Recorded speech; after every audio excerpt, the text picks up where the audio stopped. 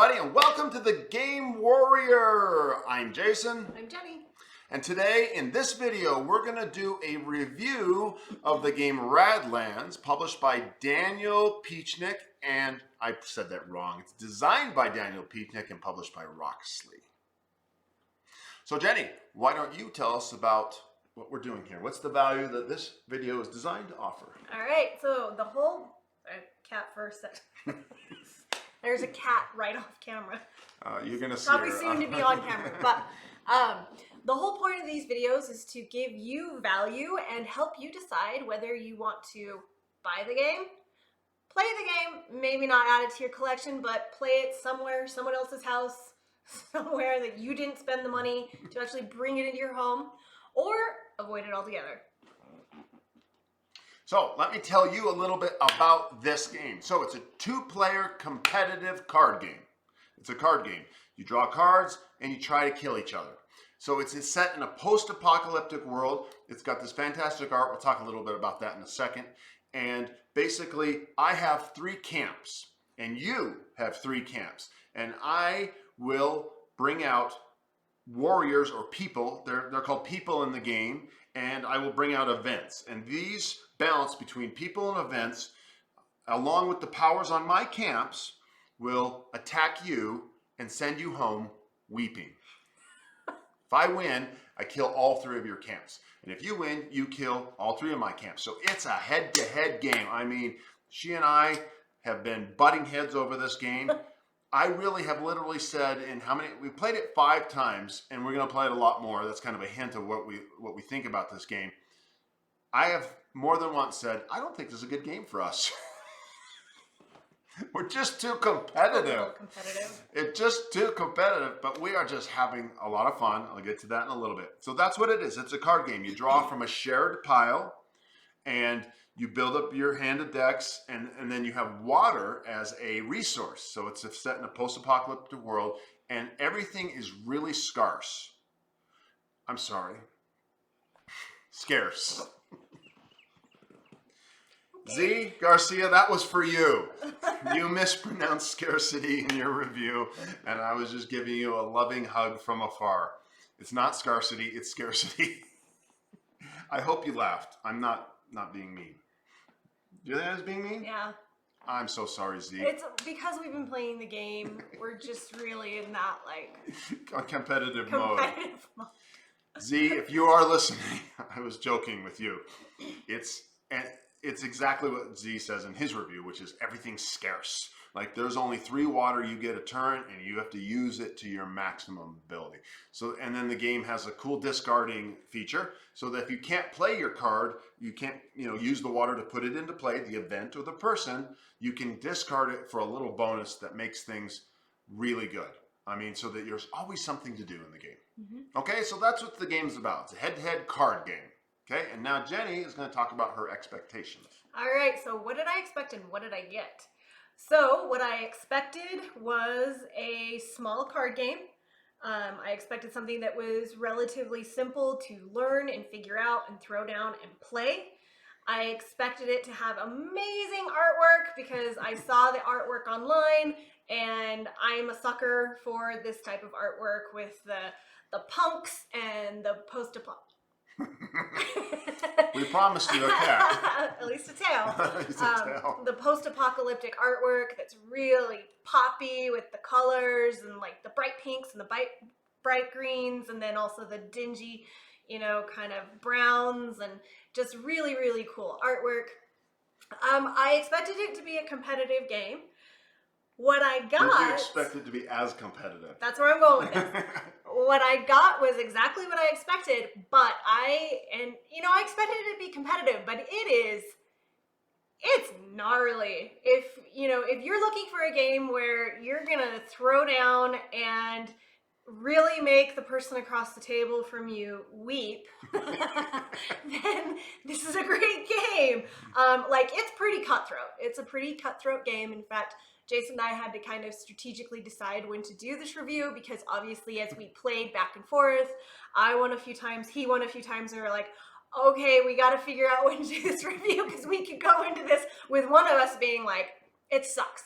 But no, it's very competitive. It's very cutthroat. That part I wasn't necessarily expecting it to be that cutthroat. There's no reason why I didn't, wasn't expecting that. But overall, I got exactly what I was expecting, and then a real cutthroat competition in addition. I think we've played some competitive games where we're just, like to points, and like she'll outpoint me. Right. Just outpoints me. And I outpoint her. Ooh. But in this game, you don't just wipe someone this off game, the map. I destroy your camps. You got 3, now you got 2. And you're like, oh, and then there's 1. And then it's like, boom, got the last one. You're dead. You're like, you killed me. My camps. Yeah. So it's very in your face. And so that's a good thing for you to know if you're thinking about buying this. Let's talk about game length and replayability. So game length per game, 15, 20 minutes? Yeah, I'd say 20 minutes. 20 minutes? Could be 20 to 40 maybe, if you're really 40? kind of... Nah. No? Okay. I mean, maybe in the first games. Yeah. That last one was 20 minutes. Yeah, the last one was 20 minutes. Yeah, so she did. Yeah. And we were sitting there. She goes, do you want to play again? So you're not so angry? And I'm all like, what? I'll win, so you'll be the angry one? It was pretty funny. She's like, you're right, one of us will be angry. So we're having a lot of fun with that. Replayability, it looks like a game that we're going to play a lot. Yeah. We're 5 into it. That's where we're at. So short, quick. It's kind of what we were looking for. Yeah, exactly. Because we kind of been looking for a 2-player game that we could set up quick, and we just did it. We were just sitting there. We had our lunch, and then you want to play? We're like, boom, boom, boom, boom, boom, and we were there, just like that. So we liked that. Again, the head-to-head, take that kind of nature of the game, something you should know about, because it was more intense than we thought. Mm-hmm. Okay, ease of play, Jenny. The rule book, how easy was it to learn and teach? One thing I do want to touch on with replayability, though, too, first, is it's got as small of a box as it is. The card deck is big, so there's a lot of cards to go through. We haven't even hit anywhere near the number of cards that are in that deck. So, going to replayability, it's got a lot of content in those cards. And talk about the camps. Oh, and the camps too. The camps are, not as big of a deck, but also a really nice sized deck. You basically deal out 6 to each player and you pick 3. And so I've had a new camp, at least one new camp every single time I've played. And those, again, like Jason mentioned, have some really nice special abilities as well. So there's always a new mix of camps, a new mix of people, a new mix of events. So it's not the same game at all each time you play it. And there's a lot of strategy. You get those 6 camps, and there's a lot of strategy in which 3 you pick. Now, the first time you play the game, I should note, they give you the suggestions of what to play for, so it's pretty easy. Mm-hmm. But those 6 camps, and there's a huge deck of camps that just keep coming. So every game has been totally different in terms of my base powers. And so that lends to the replayability quite a bit. Okay, back to the ease of play. Okay, ease of play.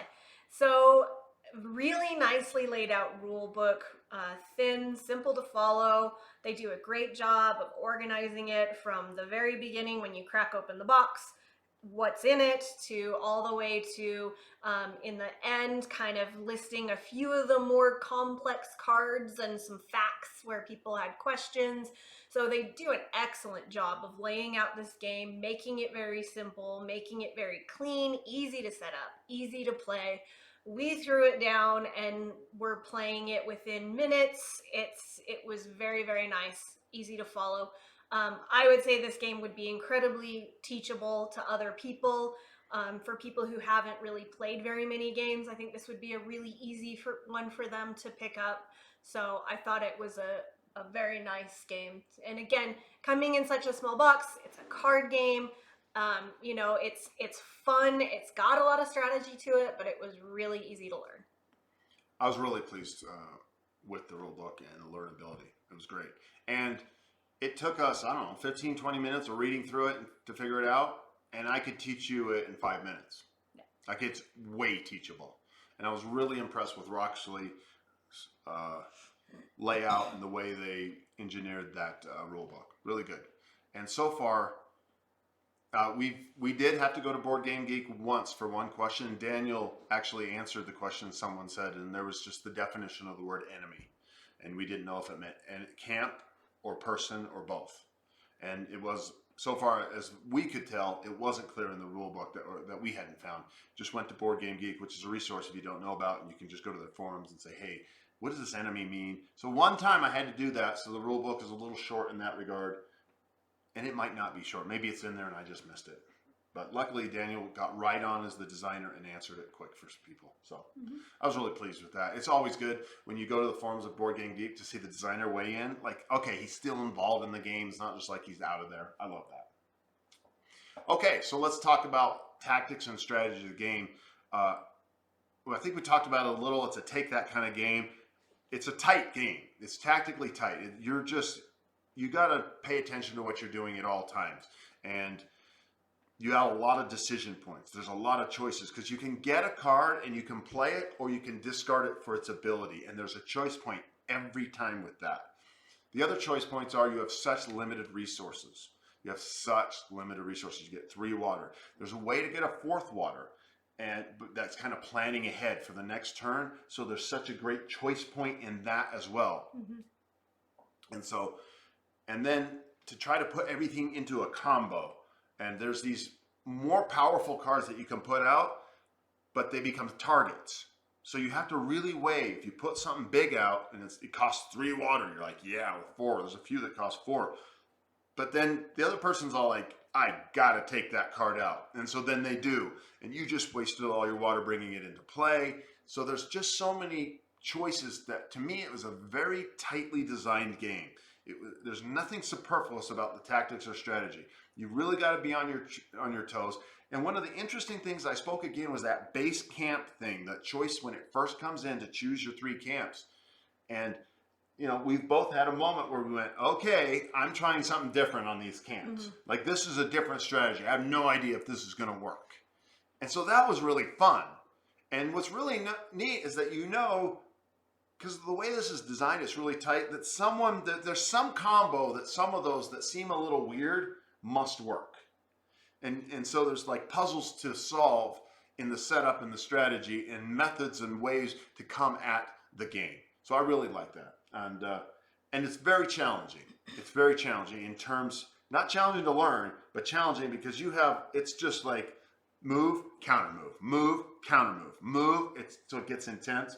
So if you like that kind of intense challenge, then I think you're going to really like this game. Yeah, and you can see all of the cards. Jason touched on this. You can see all of the cards that your opponent put down. So it's not a mystery what they're going to hit you with or what they're going to try and probably use heavily against you. But same goes for you.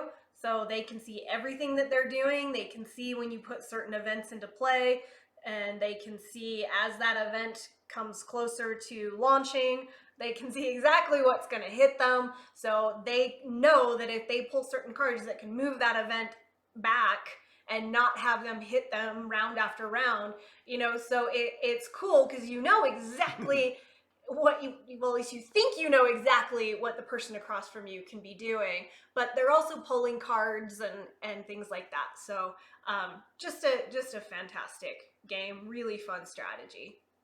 So one thing we forgot, and Jenny generally takes the lead on, is the aesthetics of the components. And so we need to go back and hit that point. Yeah. So the cards, it's a card game, and that's what it is. The cards are really nice. They're very well made. They're nice. Linen finish, yeah. Linen finish. The artwork is beautiful. We should say real quick, we have the retail version of the game. There is a Kickstarter version with plastic pieces and higher quality cards. Deluxe version. We don't have that. Yeah. The artwork is beautiful. It's, again, that kind of punk post-apocalyptic, bright colors, but also kind of these darker colors. Just really cool artwork. A few cardboard punch outs for the water. I will say that the Kickstarter version does come with player mats. And to me, those player mats should probably also be in the base game. That's just my opinion. Are they absolutely critically necessary? No, they are not. You can figure it out. But It is pretty clear in the way that you set up your player area that certain cards move forward over time, like your event cards before they launch and can hit your opponent. You also have kind of spots for your camps and then spots for things in front of your camps. So it's not, brain surgery to figure out how to set up your player area without these mats, but to me, if you're going to tell people to set up a card game in a very specific manner, I feel like those mats should be part of the base game. They're not. But again, don't let that deter you if this game sounds really cool, because again, super easy to figure out. It's not like I'm sitting there pining during every game going, oh, I can't do it, I don't have a mat. No, it's fine. But just my opinion. So, but overall, the quality of the game is awesome. And thematically, the art is just perfect. It's a post-apocalyptic world. It's one style. So I think it's, I don't even know, I should have looked this up. I think it's one artist because it just feels very, very similar. And you either love it or you don't. I just totally love it. I mean, just kind of check that Atomic Punk out. I had to go put on Van Halen's Atomic Punk. Here, maybe you can see a few of the art styles there. See that? So, I love the art. It feels cohesive. The theme of the game is cohesive. The scarcity of the game, it's all really tight together. I love the components of the art. The playmat would be so useful because you put your events in play in a timer, and then they move up. They move up 3 spaces, and when they hit the top space, then they go off. And so you kind of just, when Jenny puts down a thing, it's like that's in the 2nd position or that's in the 3rd position, and it moves up 1. And we've done it. We got it. But this is one thing where I actually think the playmat would be more than aesthetic fun. Yeah. Right? So, and let's talk about the availability of the game. You may go right now, today, February, what is it? It's the 22nd, and go to Amazon with your fingers and type, or your mouse or your little phone. You can do it, and you can get this game for $25. It's right ready to go. There you go. You can also go to the website, their website, and they don't have it anymore. The deluxe versions, everything's gone unless you It's wait. not available in the U.S. Not available right in now. the U.S. If you're in Europe, they have some supply. They had a limited amount, and now it's gone. So, and that's probably from the Kickstarter. But the retail version is available, so you really, at this moment, don't have any choice. You can get it retail, the little retail box, which is really this thing right here, and you don't get your playmat. Boo-hoo. You'll live. We are, I don't know what, because we went to look, like Jenny's all like, go look, see if you can get the playmat, right? And I don't know what price point you would have said, yeah, do it, or what price point you might have said, nah, forget it. I mean, I don't know if we could have gotten the mats for $20 or less, $15. That would have been worth it to me. Again, not a huge deal. Maybe they could have put like kind of simpler player mats in the base game and done really cool, bright, brilliant artwork on the more deluxe version or something, but I do feel like they should have been available in the base game. Yeah, so what are you going to do? We're gonna do. All right, so that's the availability. Now let's go to the best part. So all of that was designed to help you make a decision, right? I mean, if you know right now, after all that information, whether you're going to buy it, you've already gone and bought it maybe. Or, you know what, I'll play it. I'll come over, as I say, bring a bottle of wine, come on over to my house, and we'll play Radlands. Or, I'm never touching that game. I'm as far away from it as possible. And hopefully that is a valuable thing that we have offered for you to help you make that choice. Now, however, the totally superfluous point is, the completely opinionated part is, how did we rate it? What do we think, as if our opinion matters? What's your number? Board Game Geek scale, 1 to 10. Ladies first. For me, Radlands was an 8. I just thought it was an incredibly fun game. Again, easy to throw down and play. It is really cutthroat, so I will admit there were times when I whined loudly. And then I won! She had one game where she started off just whining loudly. Bitching is what she did. Just, oh! And then she won, and she's all like, I actually feel pretty I feel pretty sheepish. I was like, welcome to my world. I do that all the time. But yeah, solid game. I really enjoy it. I look forward to playing this a lot more. Yep. I come in at an 8 also. Be a little boring. One of these days we'll have a 4 and a 10 or something. But so far we've been pretty close on our reviews. And I also come in at an 8. I'd love to play it. If you bring a bottle of wine, I will definitely play it. So, thank you for listening. This is The Game Warrior. I'm Jason. I'm Jenny.